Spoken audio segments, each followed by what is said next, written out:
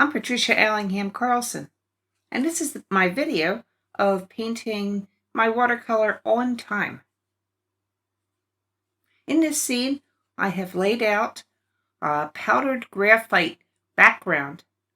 I've also layered in some shades of watercolor, and I have very fully developed the clouds in the sky.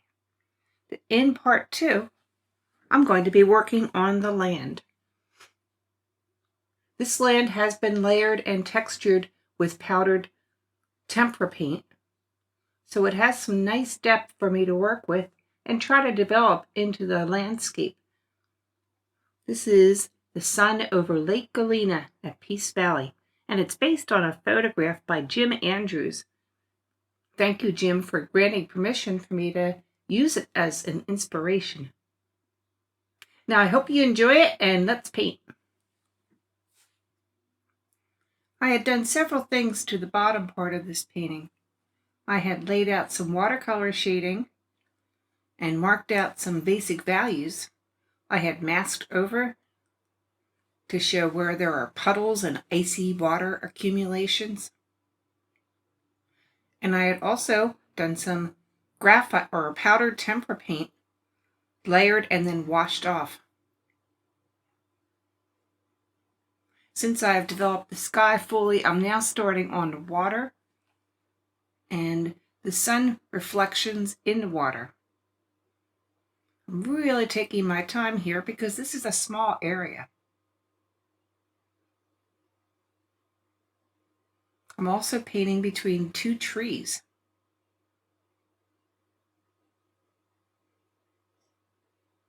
The trees have been sort of marked out, but I know where they go.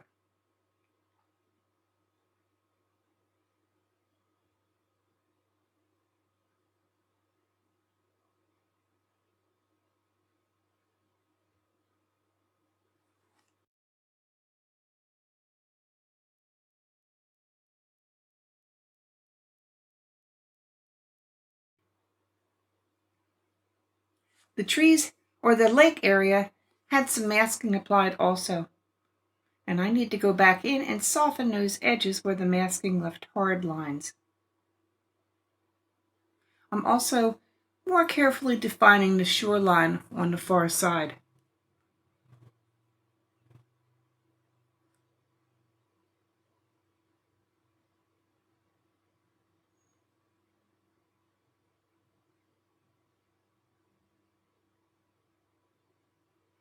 As the shoreline approaches the sun, the beautiful rays of light lighten out the color and change it more to vermilion and away from the purple lake that I'm painting. So I've been careful to make that transition apparent where the sun is.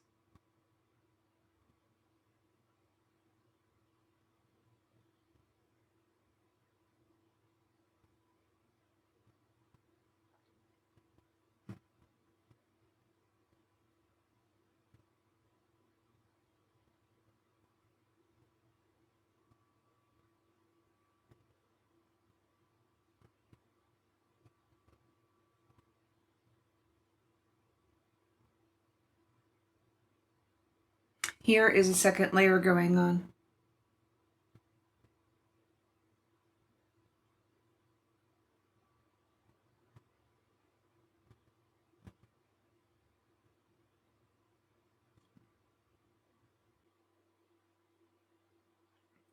I sometimes turn my paper so that I can get the best approximation of horizontal lines, or in some cases, vertical lines.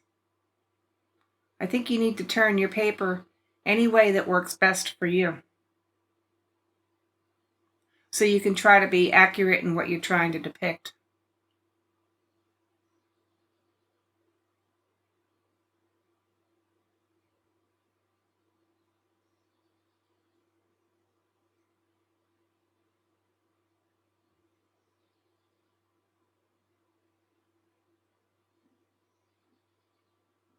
I'm continuing to work with the water at this point, deepening some values, softening some masking lines.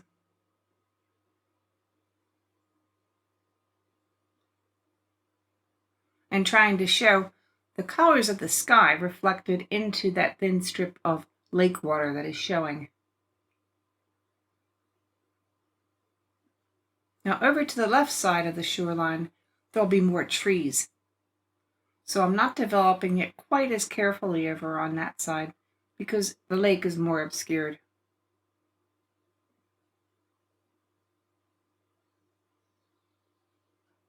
Taking some of that same color up into the sky.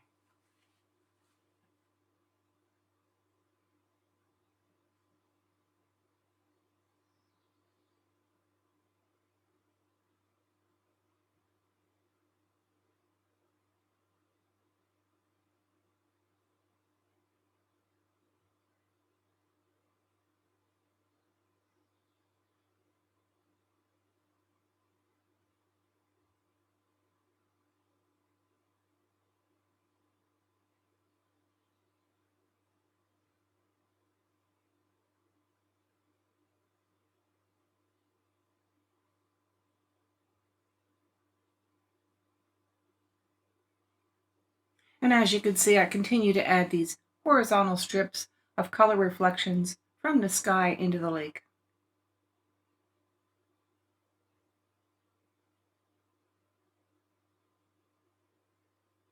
At this point now, I'm adding the tiniest bit of cadmium yellow to the outer edges of the sun. I first paint it on and get a damp brush, and then I'm blending it in. I want the center of the sun to be the brightest spot or close to it on the entire painting. But I also want to make it look soft, like the sunshine seen through an atmosphere.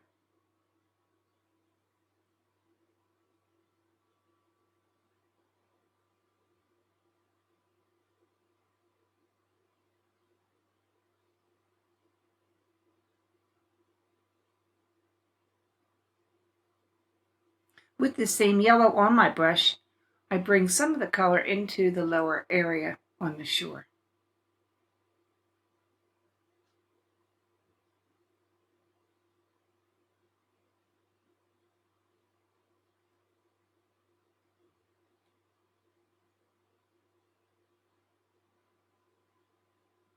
I'm also finding the angles of the shadows of the tree and where the sun would actually reflect onto the land.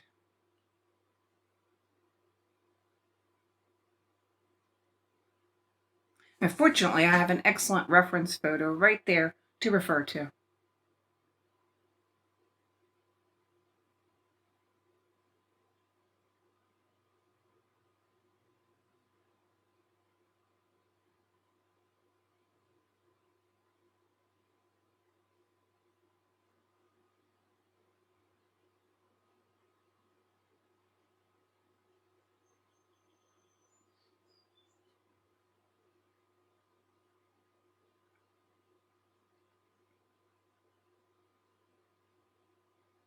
And here I am beginning to soften those hard lines that were masked out, excuse me, onto the shore.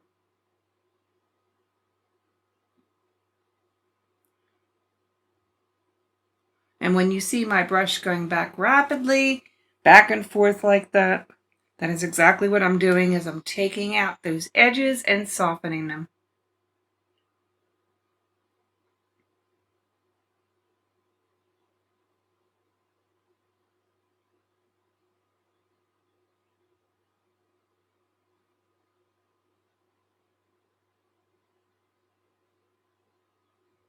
Just like the clouds in the sky, this will continue for some time.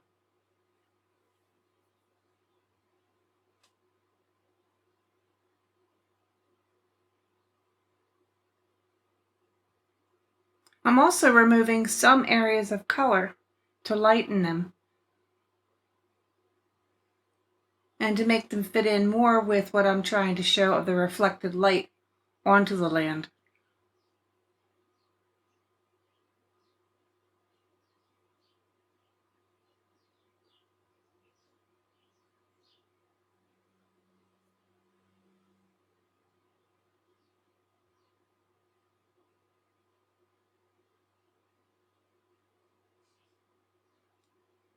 I'm sure you know this process, but basically I'm painting water over already painted areas and then blotting it with my paper towel to remove some paint.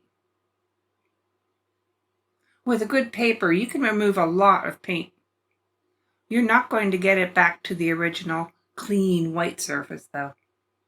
So if you need a really clean white surface and you can't paint around, then masking is the way to go.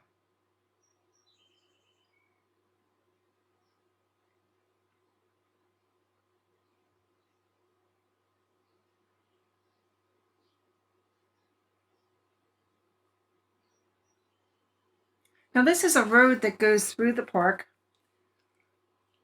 and it has snowed, and the snow has melted and formed water puddles, which then turn to ice, and it's all just flowing along the road.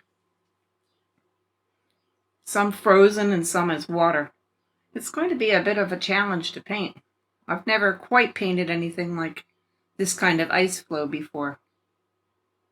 As I'm working, I'm trying to work it out in my brain as to how to go about it. And what a good challenge. Now you can also see I've brought some much stronger yellow into the land for the reflected light. And now I'm bringing in some very bright green. This is Viridian green. And I think it balances the color up in the sky rather nicely. I'm creating a slope with shading and shadows and contours of the ground.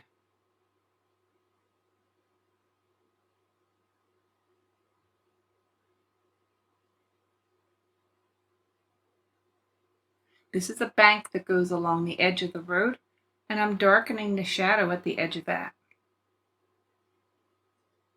Because it's not lit, it's in shade, because it curves down against the sun.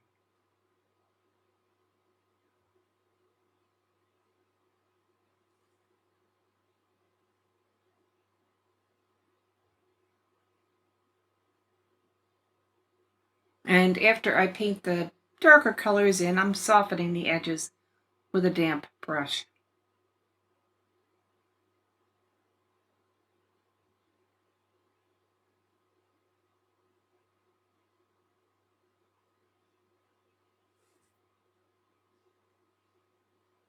And you might notice I'm not making this shaded edge uniform. It is not all even and at the same height the entire length of the road.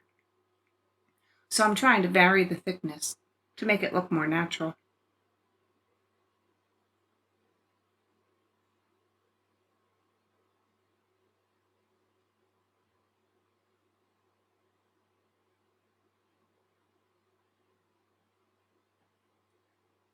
You could also wonder why I haven't painted those trees on yet.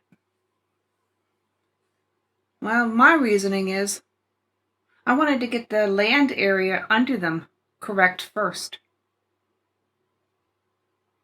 Once I had all the little contours of this bank and this sloping land, then I can have the trees growing out of the land unimpaired by any work I need to do underneath.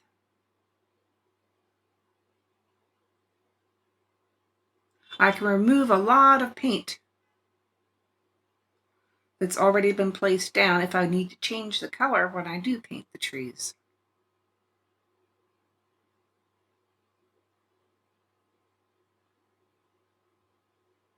And when I'm satisfied that the land looks correct to my eyes, then I will begin to paint the trees.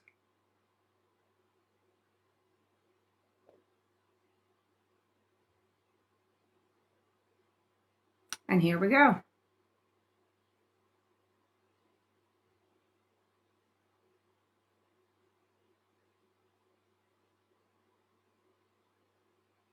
This strong light of the sun is also bleaching out the color of the trees and turning them orangey brown, and in some cases very red or vermilion. And that's the effect of really strong golden sunlight on the trees around it. If you look at photographs, you'll see what I mean. You don't have to paint it that way, but if you like it, go with it. I've seen trees that are all hazed in a beautiful pink color from the sun just behind them or the rays going out around the tree.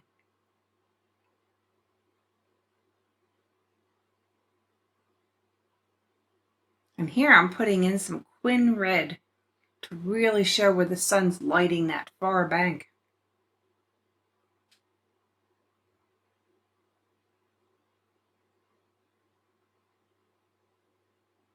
This painting, to me, was all about light and glorious colors that Jim Andrews managed to capture with his camera.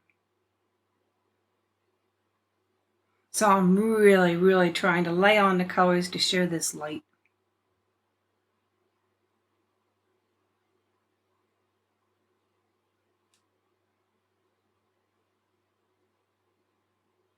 A little more? Why not?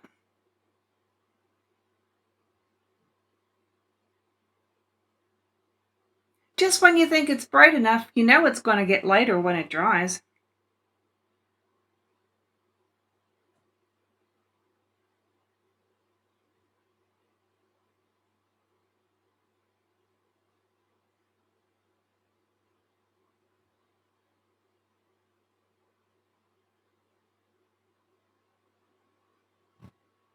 I gotta admit, I keep going back to those puffy clouds in the sky and doing a little bit of softening here and there as I go too.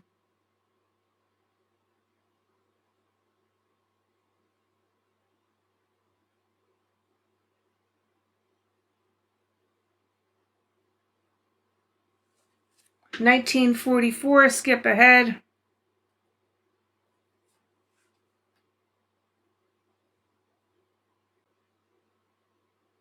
Now I'm laying in the true groundwork for the trees. I'm taking my time. I do not want to mess up my sky that I took so much time to make.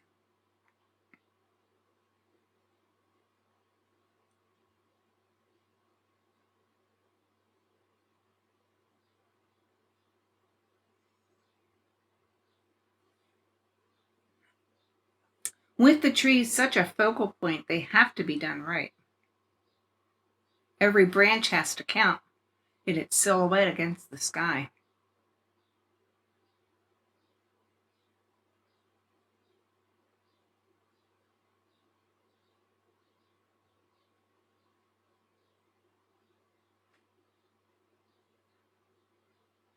I'm following my reference photo, and I'm ignoring some branches that are there to put down things that I think would look better. But in most cases, I'm following my reference photo.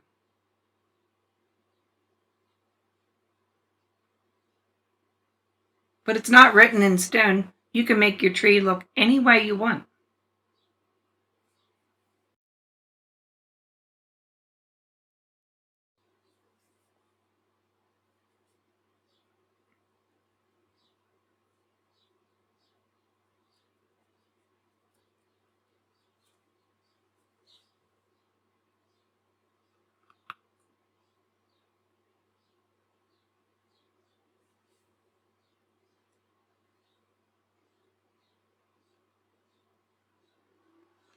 Do you like painting trees? I really do. I find them fascinating how they're also individually formed.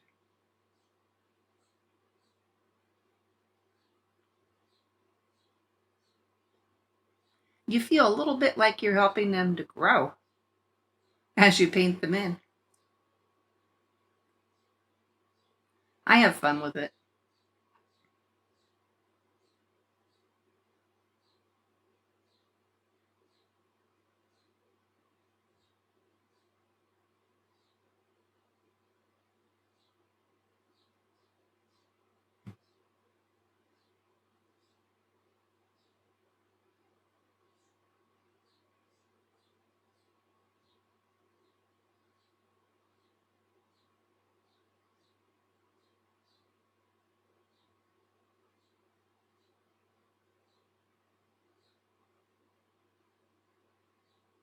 I continue also to work at blending and shading the contours of the land as I'm painting the trees in. Something I'll often do is put an area of darkness at the base of the tree. I call it grounding the tree. It makes it feel like it is shaded, shadowed, and actually part of the ground and growing out of it. And you can see how I've done that on the left side trees.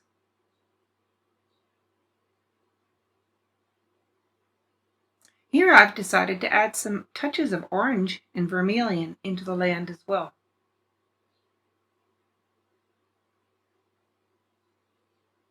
Like I said, the colors in this reference photo were very, very vivid and bright, and they certainly caught my eye.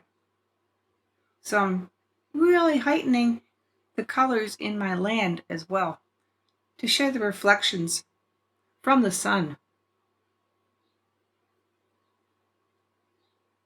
This is not a subtle painting by any means, but I think the mood is a happy one, and it certainly is a colorful and joyful one.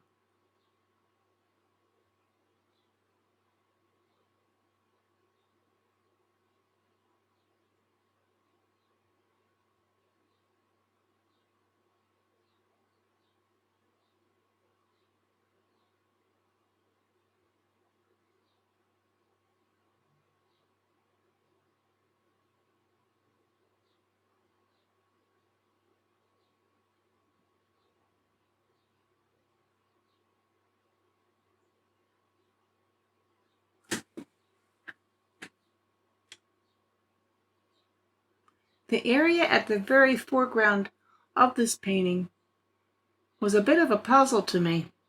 In the photograph, it was drab-looking grass. But since it was right in the foreground, I wanted it to be interesting for the painting.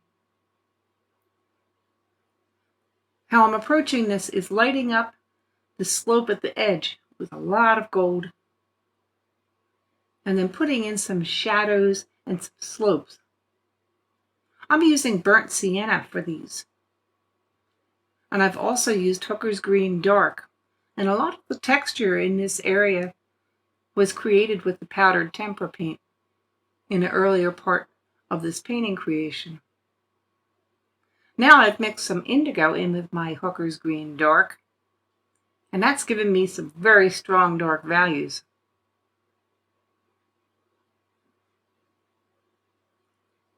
So I'm painting them in for shades of slopes and shadows.